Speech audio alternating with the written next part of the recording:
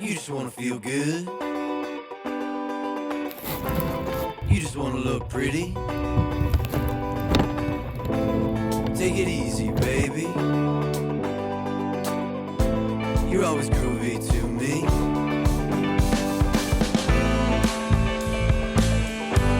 We can gather around.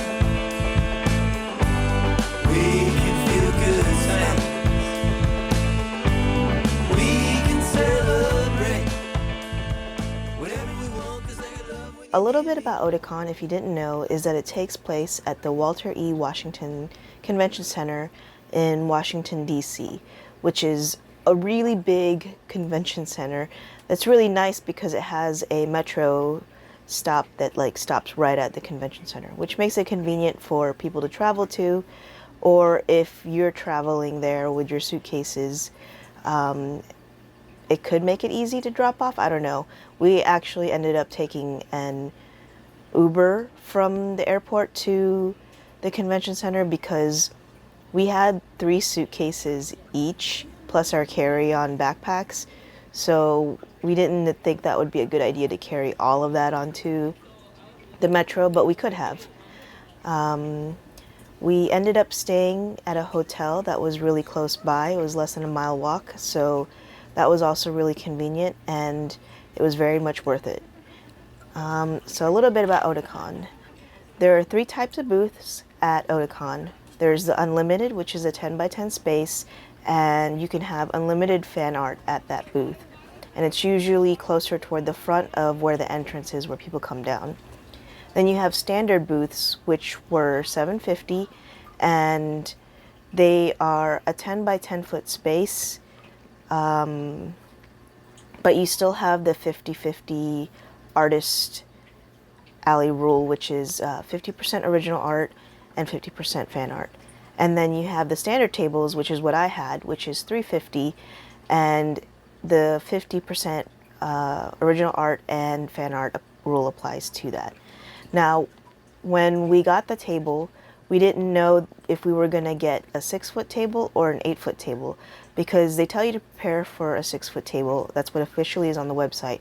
But in previous years, including this year, we were lucky enough that the decorators put an 8-foot table, and I heard that the unlimited booths had 6-foot tables as well as the standard tables, but for whatever reason, the regular standard tables were 8 feet, which I was super glad for, because usually our setup is pretty big, because we always bring a lot of stuff, and usually we also build really high, but there's a lot of specific rules for this convention, like you can't have your total display taller than 8 feet, which is basically 5 grid cubes on top of the table, and usually our grid cubes are like 7 grid cubes high. So we lost 2 layers, and having that 8 feet really helped us at least set up most of our display. So it is day 2 of Otakon, and we are super excited, and we hope it is going to be super busy today. I forgot to film a lot of stuff yesterday because I was so overwhelmed with day 1, but let me take you through our booth. So we've got a lot of the new totes on display. I didn't have room to display all of them, but that's what we've got right now. We have yet to sell a single tote, so I'm very worried about those. And these are the folding totes. We sold one of the Wara Wara ones yesterday, but that's about it. The horns have been doing pretty well though. So those are all the horns. And we had one person buy one of the Evolution prints. No one's really bought any of the 5x7s. I don't think people can see them down here. But also I had it flipped yesterday where the label was in front, so now I switched it and put the picture in front. So hopefully people will look through this.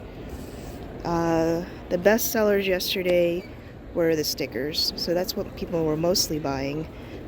Especially the Gojo Cat stickers. These did really well. And we sold one Gojo notebook and a couple of the sticker books. I think we're down to the last of the large Sailor Moon's Spy Family one, because I think I only brought 4 of those. And we still have a lot of all the other sticker books. And we don't have the lights on right now, but this area is usually lit. And we have not... Oh, okay. Now it's lit. And so this is all the keychains and stuff. And some more of the washies. I don't think we've sold any of those yet, but they are pretty up there in the back. There's nowhere else to put them. But hopefully we do a lot more sales today. Yesterday it was fairly slow, I guess. I mean, we had steady sales, and we made back close to our minimum goal. We made up to our minimum goal yesterday, but not much more. And I was hoping to have made at least 1K yesterday, but we did not. So the way the crowd was for my booth, there was a constant flow of traffic.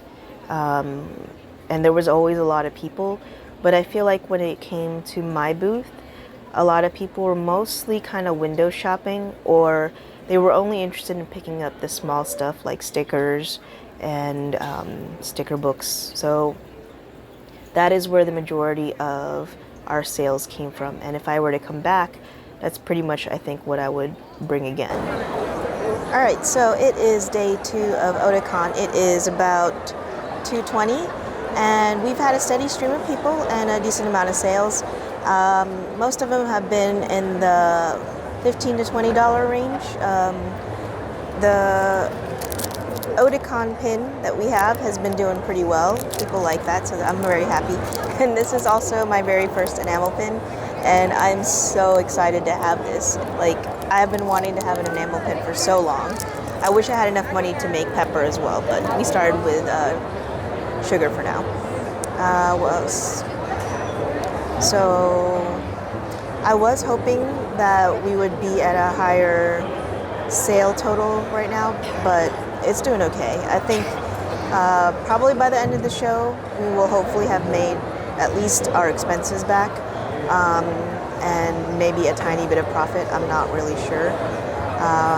But we're on track to probably do about as well as we did at ASEN, which was about 4,000, I think. So I'll check in later if I remember. So let me show you guys how we are set up. Behind the booth, we've got 3 suitcases. 2 of them have the totes, which we've only sold, I think, 1 or 2 of. And then we've got all the pillows back here for stuffing. I think we've sold maybe like 2 or 3 pillows so far. And over here is the rest of our display. So we've got extra blind bags and tote pads here, extra sticker books. The folding tote bags are back there, and standees are stored here. You can peekaboo through our little window and see sugar on the back of the catalog there. So that's standees on display. And then I've got the envelopes to put the stickers and the pins and small items, and then the large 5x7 prints go in there. And then we've got prints stored here. Okay. We could fly a kite with our shoes off, bossa on the boombox, weather never too hot. Little breeze is all I need, and off to the races. Watch it fly like a spaceship. You're taking me places starry. So that direction is dealers and autographs. Then across the canyon is the realm of Artist Alley. We gotta go back. Places starry-eyed and complacent. Would you catch the wind and go? See it sail the breeze afloat. When you're here with me, it shows. I'm feeling fine. Feel the grass beneath my toes. Let the music set the tone. See you smile and now I know that you're all mine, you're all mine, you're all mine.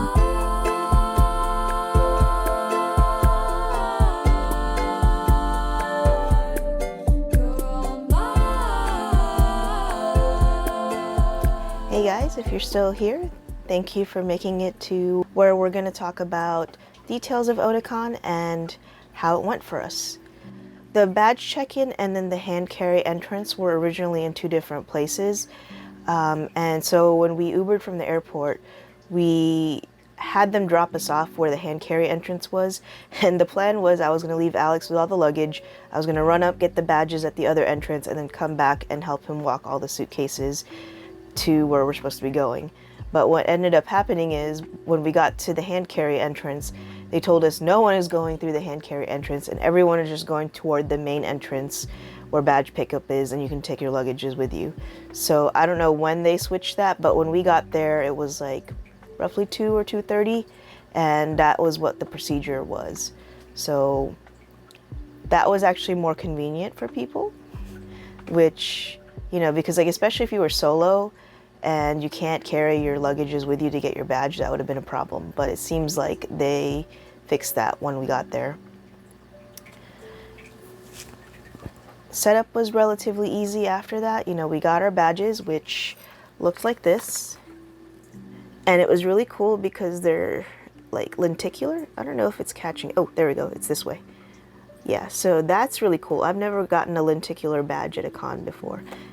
This is our badge ribbon that we were given out. And it was really nice because on the back it also had the times for when different parts of the convention was open.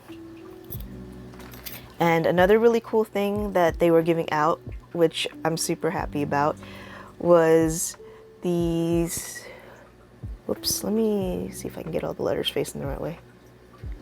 Was these Otakon friendship bracelets.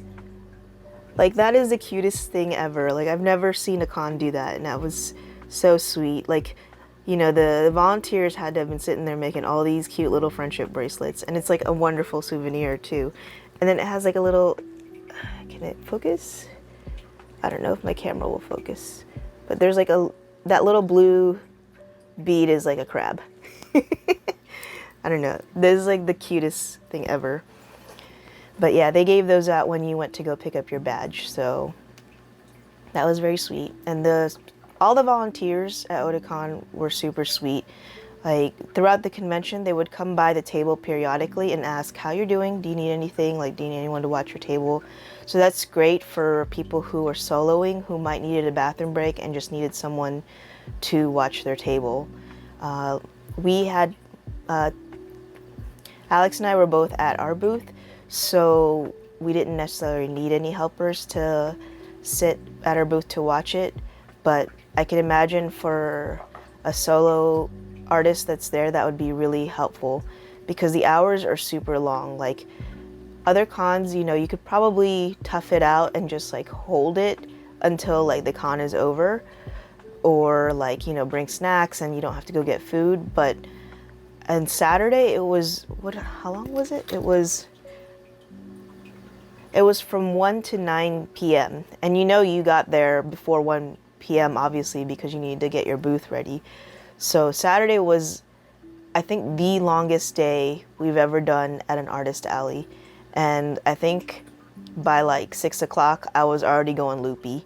So that was pretty intense. Oh, another thing is that Vendors Hall closed a couple hours, I think, or an hour. Was it an hour or a couple hours? Vendors Hall closed an hour before Artist Alley closed, so at the end of the day, like, there'd be like a rush of people that kind of come through in that last hour. And I didn't particularly have that many sales during that time, but there was a flood of people that came and walked through. So that was kind of cool. Anime Boston did something very similar, but they did the opposite, where Artist Alley opened first and a bunch of people came through and bought stuff. For me, that actually worked out better because people still had money at that time because the day had just started and they didn't have anywhere else to go, so they were all in Artist Alley. But for me in particular, I felt like when people would come from Vendors Hall to Artist Alley in that last hour, most people had probably already spent the majority of the money that they were going to be planning to spend. at the convention, so they were mostly window shopping when they came to my booth during that last hour. So the answer to the question that you guys had been waiting for is, how did we actually do at Otakon? Was it worth the hype? Let me start by, as an artist, I was so grateful to have been there. It was an amazing experience, and like the volunteers were great, the location was great, the whole event was great. There were tons of people. I don't think I've ever been at an artist alley at a convention with this many people. There was literally a nonstop stream of people walking by. Like there's always someone walking by our booth. And like the caliber of the artists there was just amazing. Like I wish I had more money to support and buy all these prints and cute stuff, because it was amazing art, like really. And like I was just so honored to have been in the same artist alley as them, because their work was like amazing, like next level. And there were so many like setups I admired and people's artwork that I admired, and a lot of the YouTubers that I follow for their artist alley vlogs were there as well, and that was just, it was really exciting. And I also got to give a fan art of Emmy the Corgi to Single Sploot. I ran over there in between one of the load times during the con, and yeah, that was an experience. I did not record it, but she recorded me awkwardly standing at her booth waving, so but yeah, that was really fun. I was so excited to be able to give that to her. What else?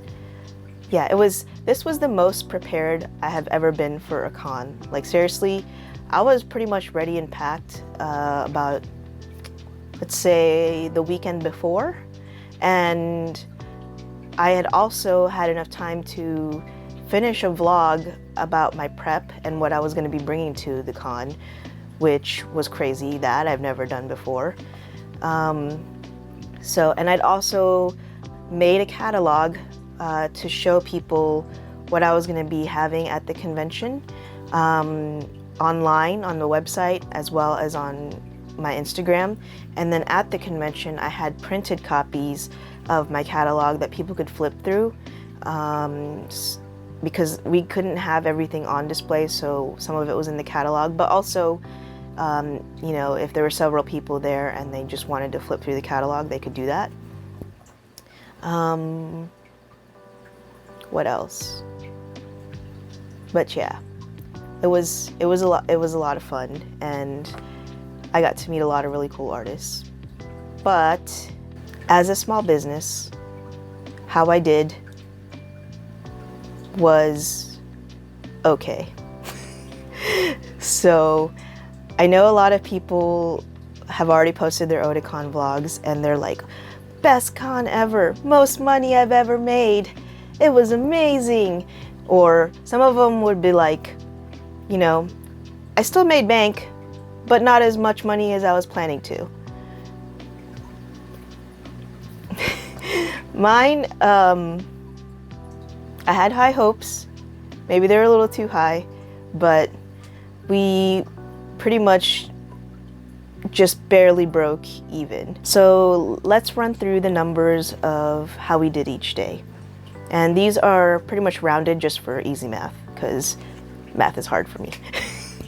So on day one, we made a little over $750, and day two, Saturday, which is supposed to be the big day, we made a little over $1,350.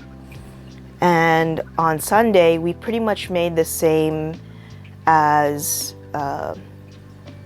Friday, which was a little under $750. So in total, we roughly made about $2,800. That's gross sales. So when you subtract our expenses, we pretty much broke even. So here's a breakdown of our expenses. Our booth was a standard booth, so that was $350. And then You only get one badge with your booth, so I paid for 2 extra badges, one for Alex and then one for my mom who had also come with us. And our flights were roughly about $450 for Alex and I to fly there.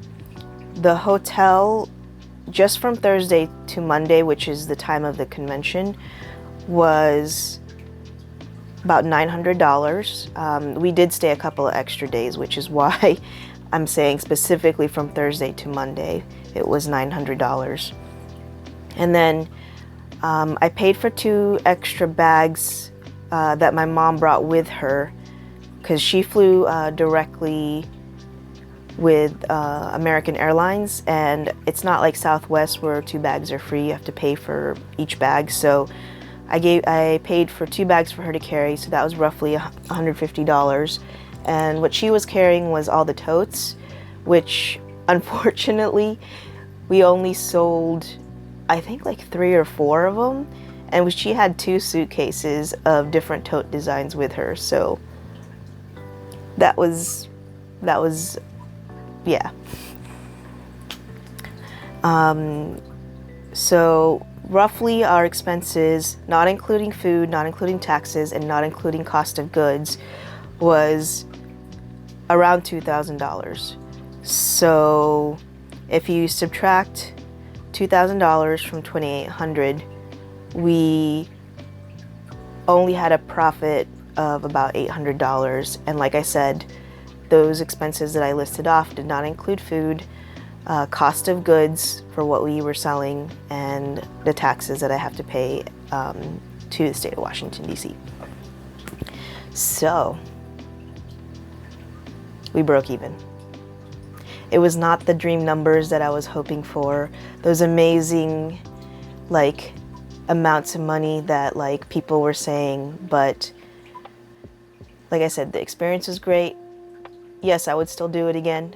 And the thing is that it's a lottery and then a juried artist alley, I think. So I don't know when or if I'll ever be back at Otakon. It depends on the con lottery gods, if they choose me. But I do hope to come back and give it another shot, see if I can do better. Some of my takeaways would be, I definitely would not bring as much stuff as I did. I didn't think I was bringing that much stuff, but I did bring too much stuff. So I probably will not bring back the totes or the pillow plushes because I really didn't sell that many of them, and they're very heavy. And for the pillow plushes, I have to ship stuffing directly to the hotel for it, so I don't think it's worth it for me to bring it, especially if no one's really interested in buying it. What did well for me was stickers and sticker books. I barely sold any prints.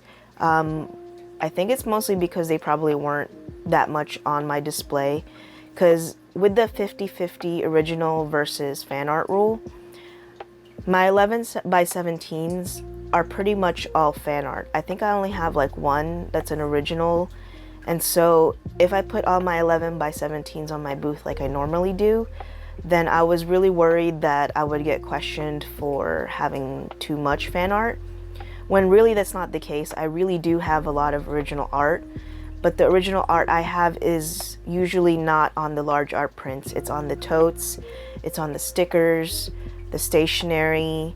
I basically don't make fan art and original art on the same exact types of merch. So I was trying to balance out my display so that it was very clear I had plenty of original art on there. So that's why I made a big display with the totes, because a lot of my totes are original art. I think I only had 2 of the zip-up totes that were fan art, and that was the Wada Wada ones and the Gojo Cat ones, and those were actually really new. And another reason why I was trying to show off the totes is because I was really proud of them. I was really excited with how the colors turned out, and I really loved the designs, and I'd hoped people would love them too, but apparently not that much. So I'm gonna try to sell those online. So if you guys are interested in any of those totes, they are all online right now. And I'll probably only be bringing the totes to local conventions where I can drive to it because they are heavy. Or maybe I'll pick like one or two to a convention and bring like two of them. Now I had 2 suitcases full of totes, but I didn't actually have that many of each design. I just have too many designs. So I only brought, I think, like maybe 3 to 5 of each tote, and I didn't sell out of any of those. And then I also had the folding shopping bag totes, and I had 4 designs of those, and I only brought 5 of each of those. And I think I only sold like 1 of them. Yeah, I sold 1 Wara Wara folding tote bag. The stickers that did really well for me were the fan art stickers, and in particular these ones of the Poros. So apparently DC has a lot of League of Legends fans, and of course the Gojo cat sticker, as well as the matching Gojo sticker book. So as expected, the fan art is what actually did well. I did have a new version of my most popular print, which was the Sailor Forger Spy Moon, like Sailor Moon Spy X Family crossover, and I made it into a lenticular. So that was actually really funny because that was the only 11 by 17 I had on display, because it's kind of hard to put that in a catalog because you have to see it like shifting. And so at first when people would like be like walking by my booth, some of them would immediately stop, even if they're like across the aisle, and then you'd see like their head like swiveling back and forth, and I'm like, what are they doing? And then it took me like maybe after 4 or 5 times of people doing this to realize that they were trying to see like the lenticular part of the poster where it switches back and forth between the two. So I was like, that was actually pretty funny. I think I only sold like 3 of those, and I brought like 20 of them. So yeah, that also did not do as well as I thought it would. What other takeaways do I have? So I want to be clear that I hope sharing my numbers only helps you guys and doesn't come off as anything negative or possibly discourage anyone from trying out for this Artist Alley, because like I said, it was a wonderful experience, and everyone is at a different pace on their art journey and their Artist Alley journey, and I'm at the very beginning of it. I'm still small potatoes, and I've got a lot of room to grow and a lot of things to learn, and I really do hope I get more chances to try this out. So one other thing I wanted to share with you guys though is so at the convention I did use this is the Solus 5G. So I'd heard before the con that internet could potentially be an issue because cell signal is not great and it's underground or something. So I went and I'd had my eye on getting a hotspot for a while, and I saw in Discord that a lot of people were talking about the Solus, so I decided to give it a try.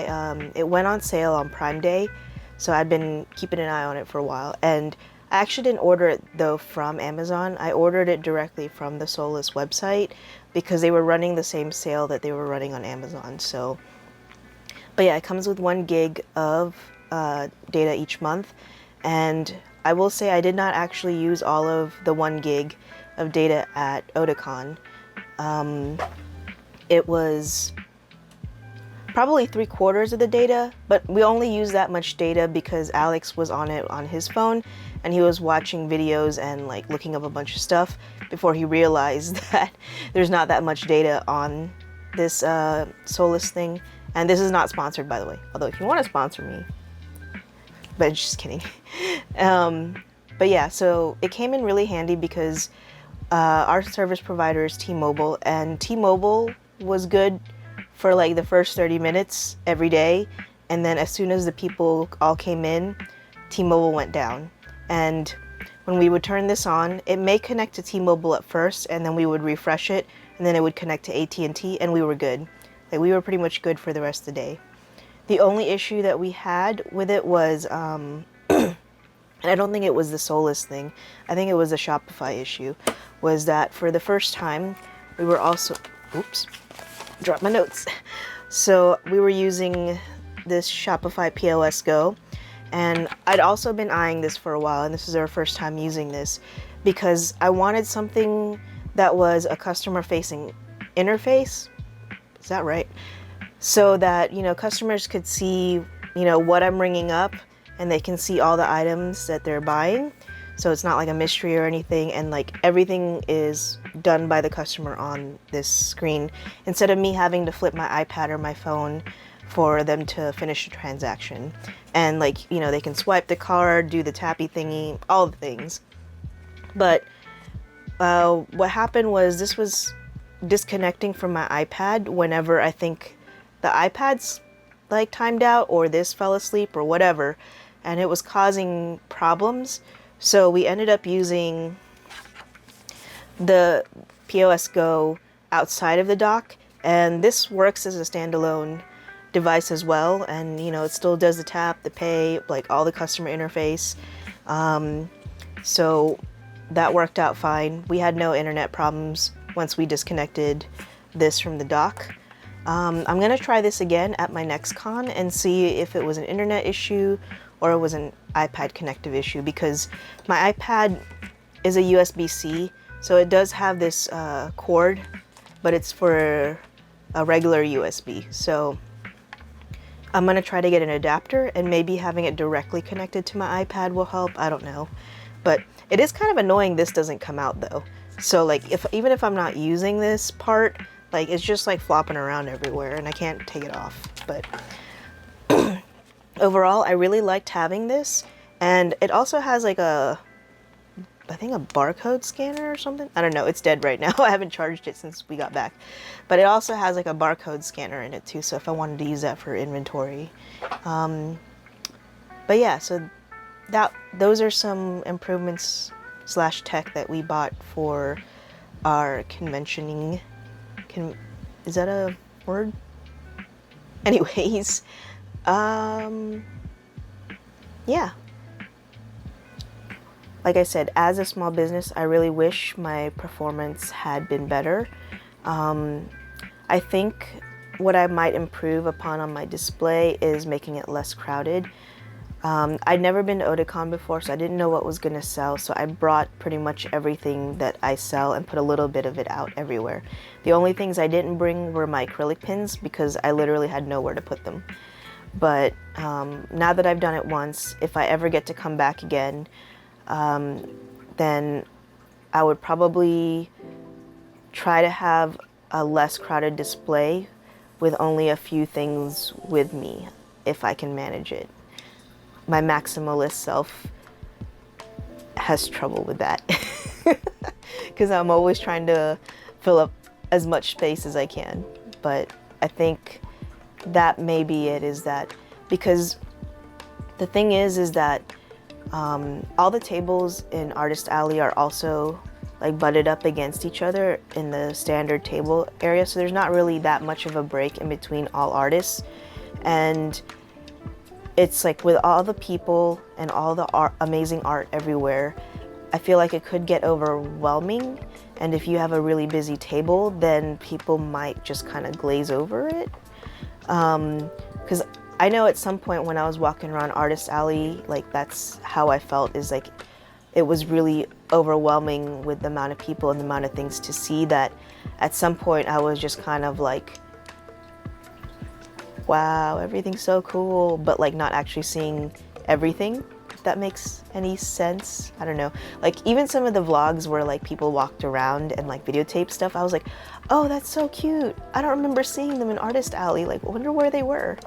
So maybe that's what was happening with my booth, is just that like it was so busy that people kind of just like, I don't know, glazed over when they saw it and just kept walking by.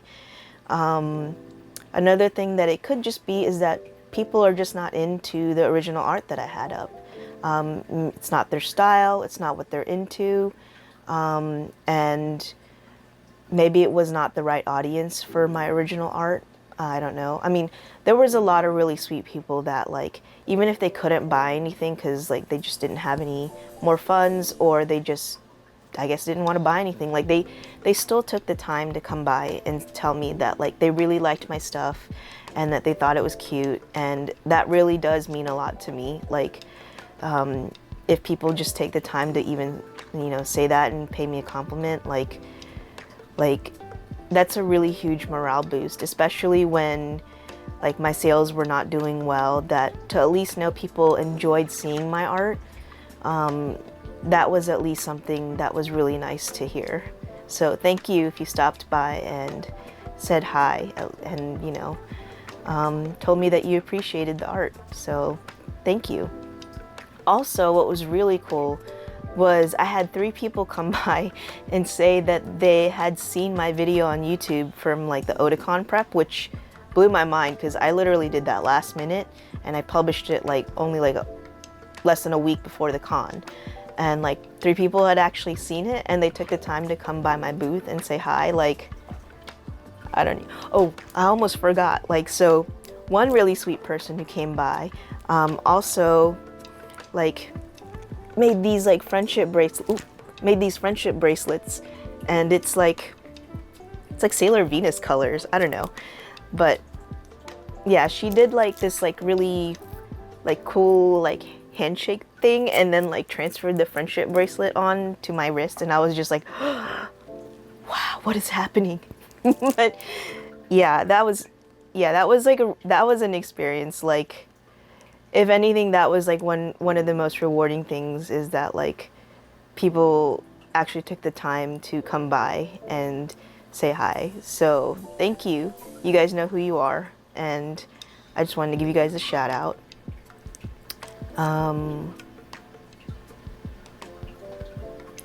One more. Oh, hold on.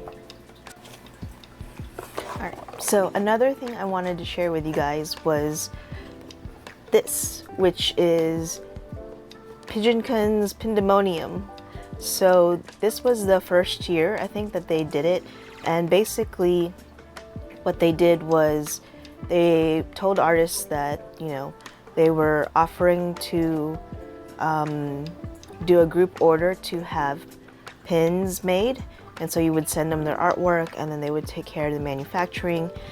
And now it does cost a little bit more than probably having the pins made yourself, is what other artists were saying.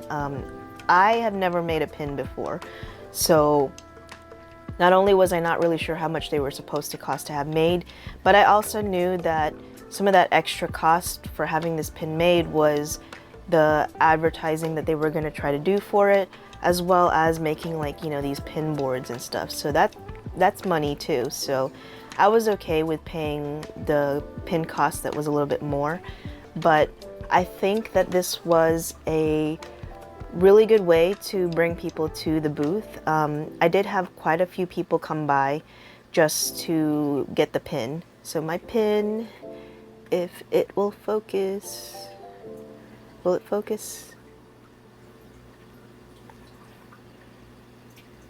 No. I'll put a picture up of my pin on the screen if it's not focusing. But yeah, that one's mine. And there was a cap of $10 for all the pins, so everyone's pins cost the same. And yeah, a lot of people just came by just to get the pin, which was really cool. And that brought people to the booth. But also, all the artists that were, this is not even all the pins, because I could not get around to all the booths or figure out where they were because there was it was just crazy. But these were the pins that I was able to get to, and a lot of the artists were actually willing to trade with me for a pin. So I would give them my Sugar Puppy pin and whichever pin that they were willing to trade with me. And yeah, it was a really fun experience, and it's a really cool souvenir. So I'm gonna have this on display in my home library. And yeah, I really love this idea of having like pin trading and pin collection for a con, and you know, having all these artists who participated in it. I thought it was a really cool thing. So I really hope that they keep doing it every year. And if I get to go to Otakon again, I would definitely participate in it, because this is like the coolest thing ever. But I did have leftover pins of that sugar pin. So I think I ordered like 50 and I still had like about 15 left.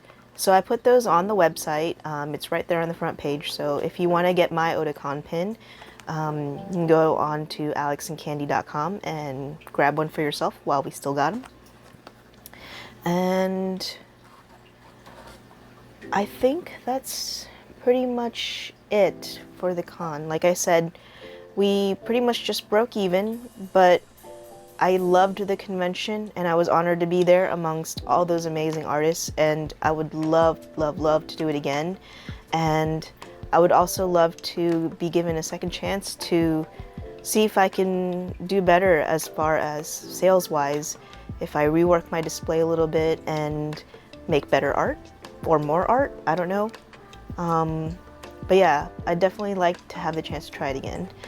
And like I said, it was a really, we took a mini vacation after the con. We spent a couple of days. We went to the National History Museum, and wait, no. Is it the National History Museum? The one with the dinosaurs. I don't know why my brain stopped working. We went to the one with the dinosaurs, and then we went to the American History Museum.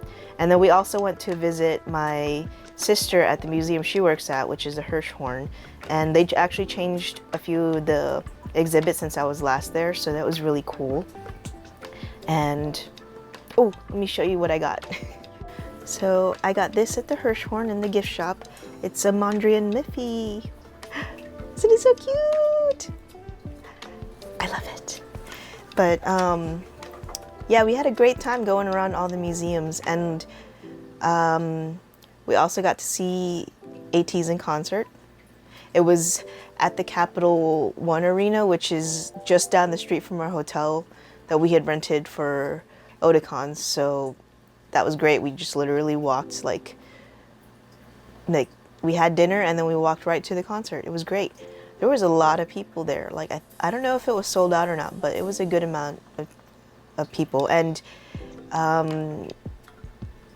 it was really cool because the light sticks that they had, they I guess were interacting with them, or whoever's controlling it, because not all the concerts do that, but this one in particular did. So like when people were doing like the wave thing, they were like doing like rainbow colors along with the wave, and it was really cool. Good evening, everyone. I'm really excited to be here. Let's make a great night. Thank you. So Otakon, it is my last out-of-state con for the rest of the year, and also my last large con of the year, unless I get into something for the holidays. But for right now, I think my last convention is going to be local, which is WasabiCon in October. So I'll see you guys there. And thank you for hanging around till the end of the vlog. And if I got to meet you in person at Otakon, thanks for stopping by and saying hi. It really means a lot to me. I apologize if I was really weird or awkward, because yeah, in person, that's just kind of how I am. But yeah, this has been fun, and I hope to do it again. If you missed out stopping by our booth, or you just haven't had the chance to see us in person, All of our stuff is always available online at alexandcandy.com. And if you want to follow us on Instagram at Kawaii Stars, that is mostly where I post a lot of my artwork. So, all right, I'll see you guys for the next one. Bye.